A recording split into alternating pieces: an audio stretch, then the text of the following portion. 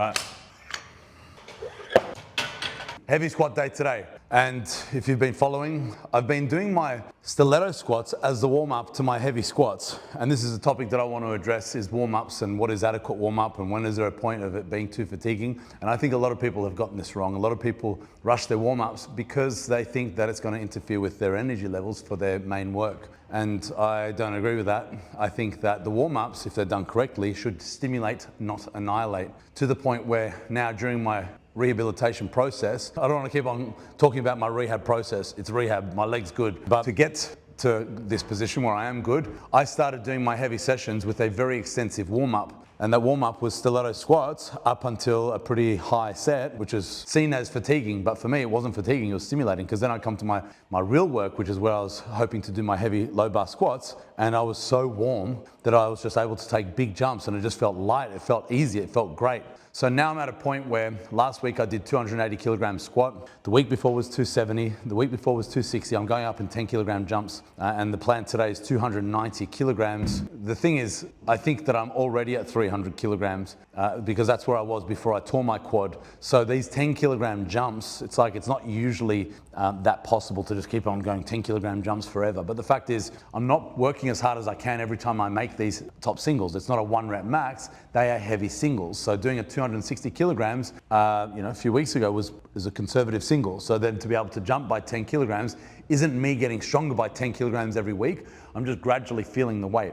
Now, up to this point, it's been working to do the heavy top set of stiletto squats, which is seemingly fatiguing, but for me, it's just feeling great. So I'm just gonna keep on doing it. I think there'll become a point, I think it might be when I get to 300 kilograms, which is maybe next week, where I ditch this because maybe it could be a little bit fatiguing, but maybe not. I'm feeling great, and that's the whole idea of warm-up sets, and that's, I think, a problem that a lot of people face, is they're not warming up enough, and by the time they get to the top sets, they're underperforming. And it's a fine line because everyone's different. Some people get good at big jumps and others get good at taking smaller incremental increases to allow their body to feel what it feels like to go slightly heavier. And at different stages of my journey, it was always changing. So when I was younger, I was able to take bigger jumps because my body didn't hurt as much. I don't have major injuries right now, but it just takes longer for me to be able to put that weight on my back and to accept that, okay, it's feeling good, let's do it. So warm-ups are absolutely individual. A lot of the research talks about things like warm-ups.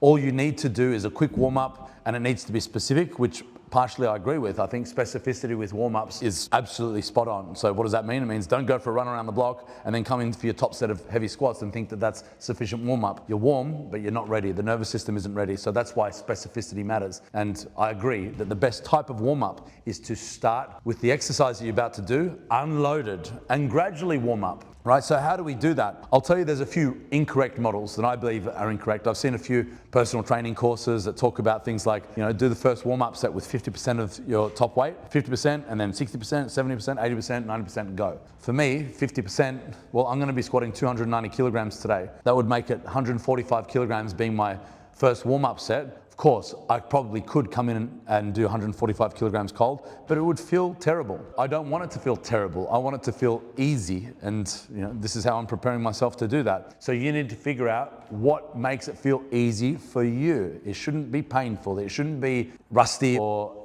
awkward movement. It should actually be comfortable. Getting under the bar should be comfortable. There should be zero pain. It should feel smooth, and if it doesn't, I always say, you need to earn the right to add weight to the bar. So quite often what my warm-up involves is lots and lots and lots of reps of no weight, literally no weight. So I do unloaded, so not even a barbell, squats, bodyweight squats. And before that, I was doing leg press with an empty leg press. So no weight on that and doing I did one set of 50, just taking my body through the motions. And people consider that fatiguing. Why would no weight be fatiguing? I'm about to squat 290 kilograms. In my opinion, that's stimulating. The rule is spend a lot of time doing the non-fatiguing weight, spend a lot of time doing that. And then as you start loading, so right now I'm at the point where I'm just gonna do one rep. I'm gonna be taking 25 kilogram jumps. So I just did 75 kilograms, which is the barbell, the red, and the 2.5 kilogram metal collars. So I'm gonna go 75, 100, 125, 150, 175, 200, and then 225 is my plan for the top single. So let's go to that. And all I'm gonna do is 1 rep at a time. That's not fatiguing. The next thing that's important with your warm-ups is how much rest you have in between. So right now, of course, I'm talking to you, so this is me resting.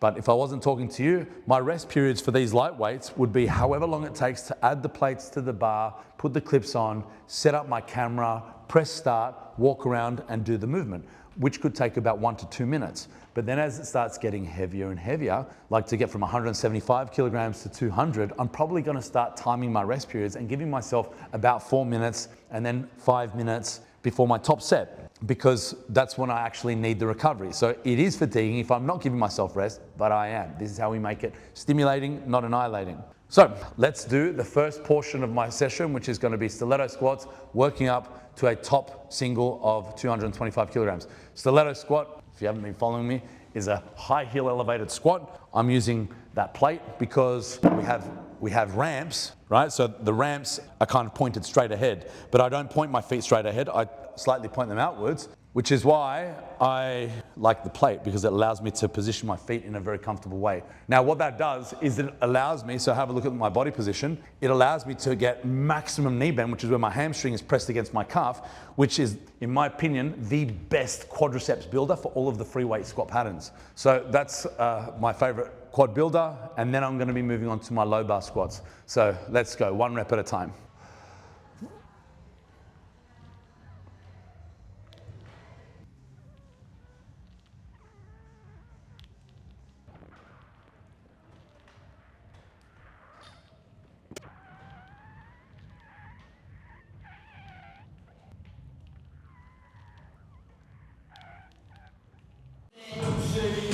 Come on.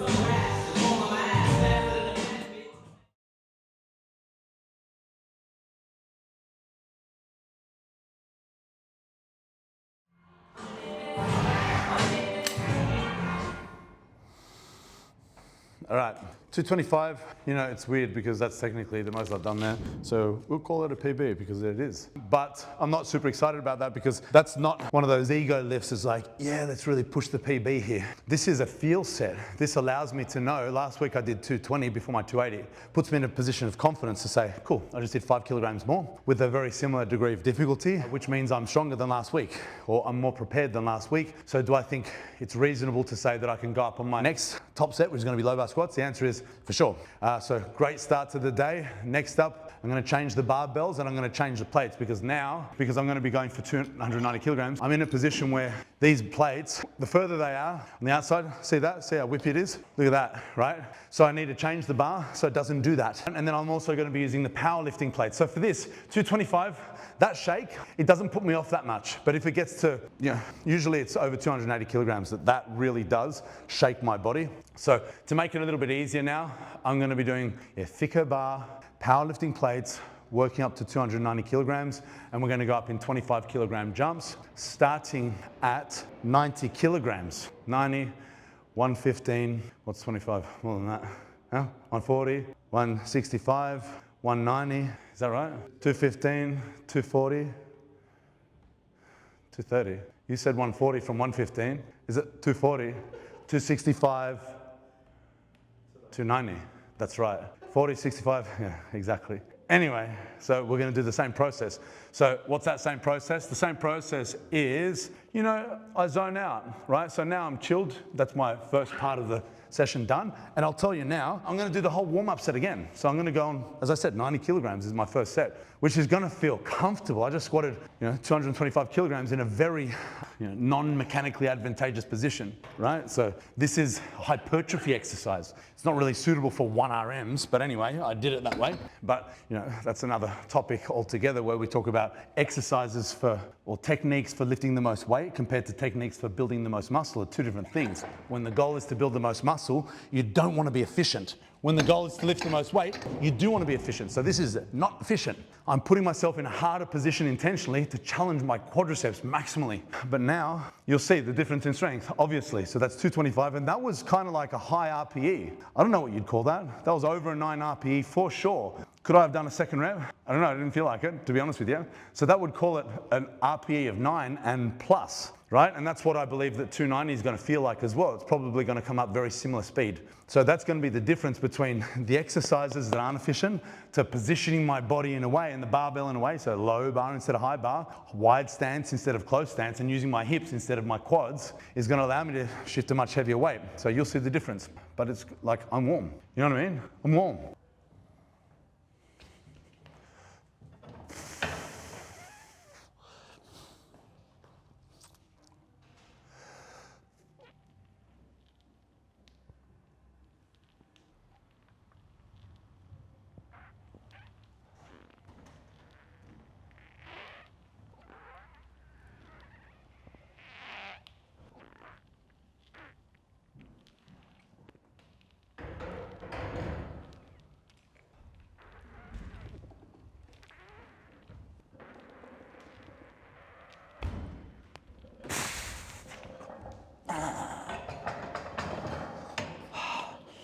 Fuck.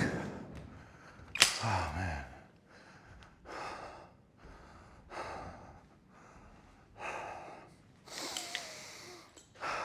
Do you know what it means when I put my belt down and take my wrist wraps off? It means we're done. Didn't injure myself, but it's not there today.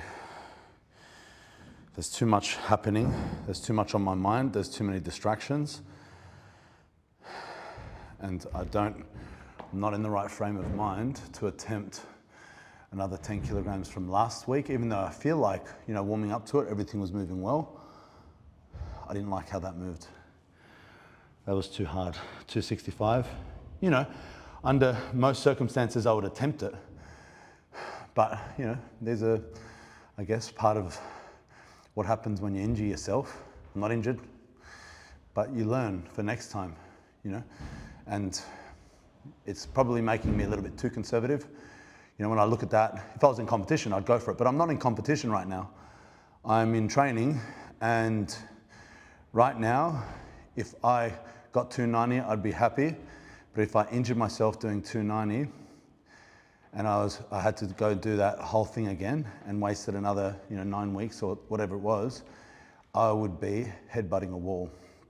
So I don't think I'm where I need to be for this session to work. So I need to, you know, change the plans. So this is going to be my lighter week. So this is also what happens when I'm getting to the heavier levels. I kind of do heavy session, light session, heavy session, light session. Sorry, heavy week, light week. Now I'm squatting twice a week, and I'm doing light session, heavy session. But now I believe I'm at a point where, you know, once every 14 days I should be going heavy. So I guess that means I'm going to have to revise my plan so that maybe next week I can go for 290. That'll be cool. Whatever. A bit slower than I'd had hoped, but whatever. People want whatever they want. But what they get is not necessarily the same thing. That did not move. I'm just watching it on repeat. Moved okay for 265, but I'm not going for 265. I want 290. And I want for 290 to happen with walk away unscathed. That needed to feel a little bit better. So I'm going to have a think about what I want to do. I'm going to do some more low bar work. I'm going to re-warm up, maybe do some reps, maybe do some pause work, and just refine.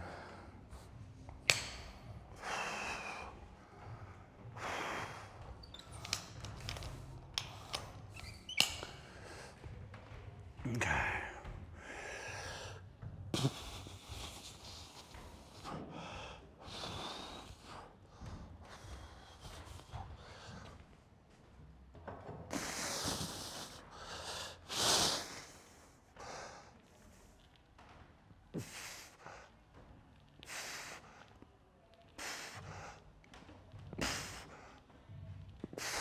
Oh, that actually felt nice. Yeah, but it felt nice to just bend my knees and do rep work, you know?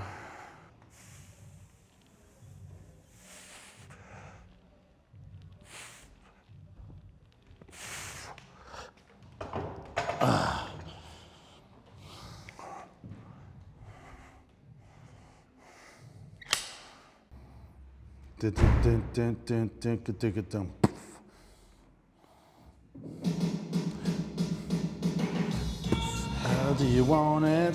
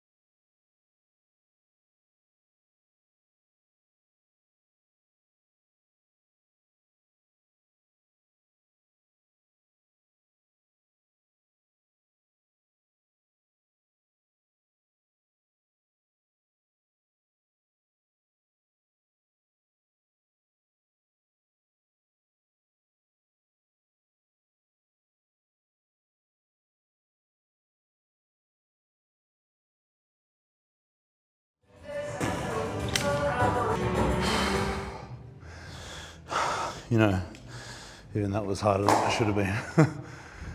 It just feels uncomfortable.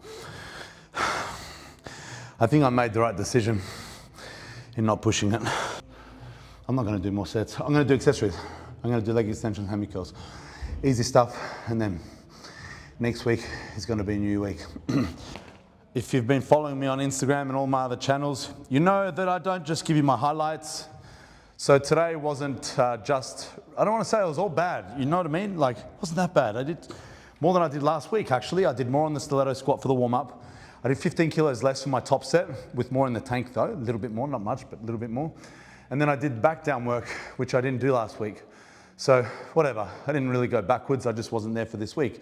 But I've been calculating, I've been kind of moving forward every single week, and humans don't progress linearly. So here's me showing you that you know, you don't always just move forward, but you know, I'm going to show you guys anyway. I'm going to be posting this video, whatever. I didn't make my top set, no big deal. I will come back next week and be trying to tackle the never-ending algorithm of strength training. You know, we're always trying to predict how to progress and how to move forward. I didn't fail anything today, I just didn't attempt it.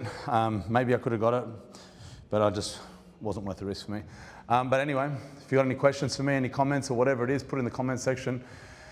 And I'll do my best to answer it. Otherwise, stay tuned for next sessions. I will be back.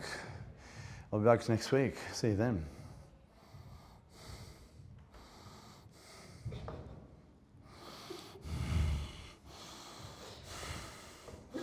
You get the worst of me, bro. I swear. Like, I do a set of 8 at 200 and I get off. This is me, this is my life, right? I'm not trying to do this. I got my videographer there just in case. He's doing what he has to do, right? And I get off, I do 200 for 8. I'm like, okay, I gotta talk to the camera now. And I can't even breathe. And he's just sitting there capturing me eating shit. And it's like, I don't know what to do. Anyway, whatever, see you guys.